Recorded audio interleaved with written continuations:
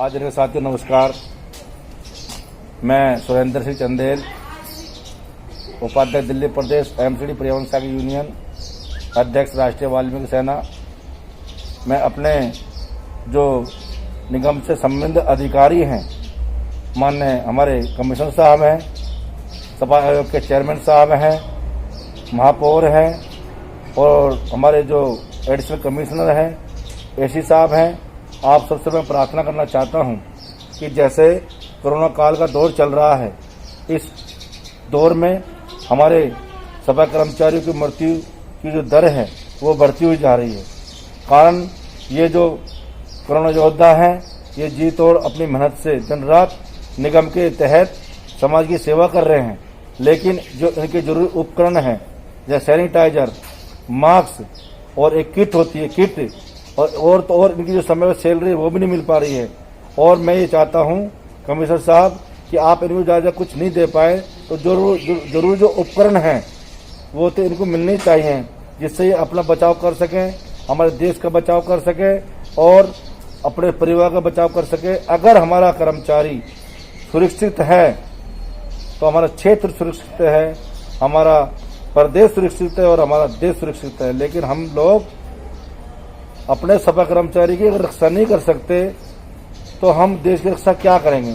तो माननीय कमिश्नर साहब से और सफाई आयोग चेयरमैन साहब से मेरी प्रार्थना है कि इनकी जो जरूरी सुविधा है कम से कम वो तो इनको मुहिम कराएं। जय वाल्मीकि, जय हिंद। एमसीडी पर्यावरण सहायक यूनियन से दिल्ली प्रदेश उपाध्यक्ष मैं अनिल चुड़ियाना। साथियों, आज देखने में जो आ रहा है कि कोरोना जो बीमारी है उसने एक महामारी का रूप ले लिया है और त्राही त्राही पूरे भारत में मचा दिए है इस कोरोना ने।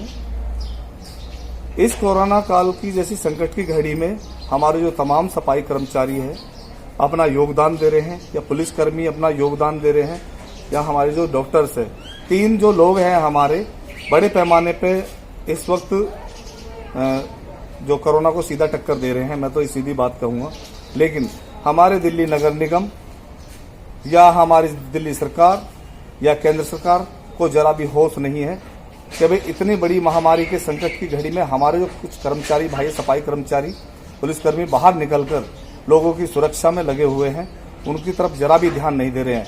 जो जरूरी उपकरण हैं कम से कम वो तो मुहैया करा दिए जाए, जैसे कि ग्लव्स, मास्क, सैनिटाइजर, गम बूट, चलो ये तो दे दी जाए। पीपी किट अगर महंगी पड़ रही है, हम मानते हैं नहीं दे पा रहे। दरअसल में तो हमारे जितने भी तमाम सफाई कर्मचारी है जो रोड पर उतरकर कोरोना से जंग कर रहे हैं, उनको पीपी किट देनी चाहिए। पुलिस जो कर्मी है हमारे, उनको पीपी किट देनी चाहिए। और न कि दिल्ली में बल्कि आज पूरे भारतवर्ष के तमाम राज्यों का बुरा हाल है। सभी राज्यों की जो सरकारें हैं अपने अपने क्षेत्र में ये व्यवस्था लागू कर देनी चाहिए। अब अगर सफाई सैनिक रोड पर उतरकर सफाई नहीं करेगा या पुलिसकर्मी लोगों को सही से कंट्रोल नहीं करेंगे, उनकी देखरेख नहीं करेंगे, या हमारे डॉक्टर उनका इलाज नहीं करेंगे, तो कैसे बात बन पाएगी। लेकिन जो दिल्ली के अंदर या अन्य राज्यों में जो क्वारंटाइन जो मरीज हैं, जो अपने घरों में मतलब कैद हो चुके हैं इस बीमारी को लेकर, उसमें जो मेरा सफाई कर्मचारी जाता है उसके लिए किट का होना और सैनिटाइजर का होना बहुत जरूरी है, क्योंकि उसका जो वो मलमूत्र या उसका जो कूड़ा होता है संक्रमित, उसको वहां से उठाता है। तो मामूली सी बात है कि वो तो संक्रमित होना है, इसलिए उसके लिए तो किट की और सैनिटाइजर की बहुत जरूरत है। जी अनिल जी। एमसीडी पर्यावरण सहायक यूनियन व राष्ट्रीय वाल्मीकि सेना के माध्यम से एमसीडी पर्यावरण सहायक यूनियन दिल्ली में जितने भी हमारे तमाम जो कर्मचारी सफाई कर्मचारी वर्ग है या अन्य जितने भी हमारे नगर निगम में जो कर्मचारी इस वक्त कोरोना काल में अपना योगदान दे रहे हैं, उन सभी के लिए वो सुविधा जरूरी सुविधाएं हैं वो दी जाए।